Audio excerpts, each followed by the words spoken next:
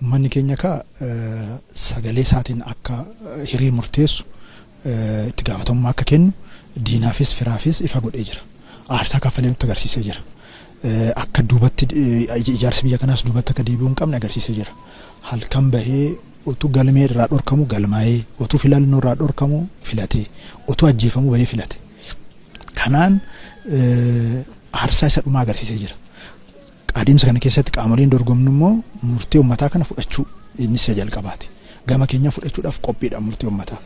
Itti aansinee immoo murtee uummataa taane immoo qaamni hiree sana argate uummata kanaaf sadarkaa barbaachisutti uummaticha bu'aa qabeessa gochuudhaaf, uummaticha injifataa gochuudhaaf, uummaticha kallattii maraan itti fayyadamaa gama hundaa gochuudhaaf halkanii guyyaa akkuma uummanni keenya aarsaa kaffalee qaamni hiricha argate immoo aarsaa kaffalee jijjiirama gama hundaa fiduu ce'umsa olaanaa fiduudhaaf jabaatee hojjechuu danda'u tura jiraata.